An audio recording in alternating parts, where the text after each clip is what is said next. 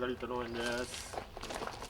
小屋の、拡張、一応骨組み単管で組んでやってます。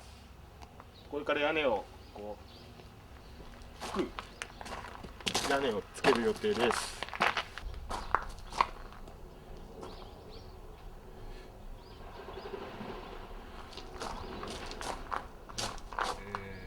ちょっと間の柱を少なくして、その分この斜めの、筋交いっていうんですかね、屋根の斜めの筋交いを入れてます。それでこの柱1本を吊り上げて、荷重を屋根の荷重をこっち両端にこれ4本入れてます。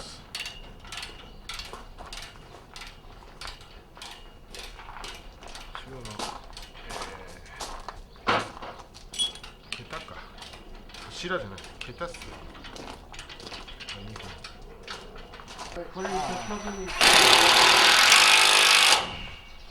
斜めにいけ。この角度をこう打ったら、これはどんどん下がってくる。これに直角に打てば下がんねえんだ。まあ打てるだけでいいんじゃない？打てるで。ただそれ力を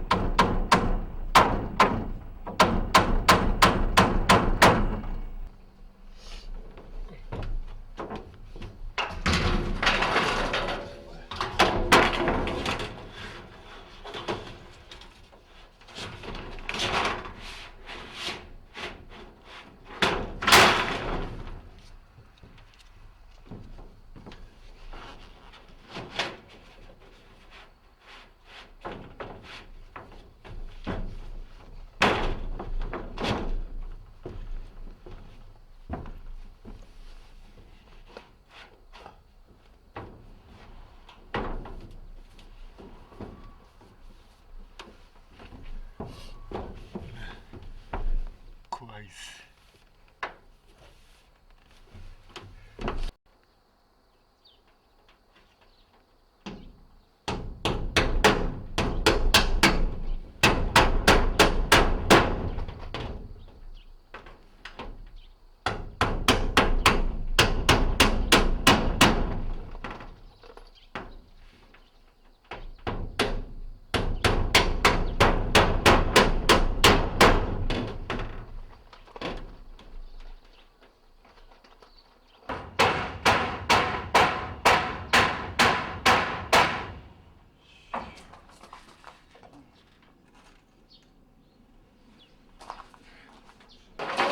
95ね。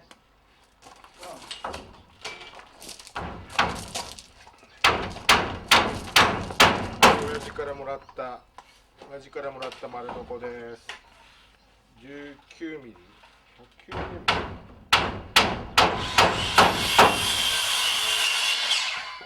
リ、190ミリの刃を付け替えてやってます。木材と、点です。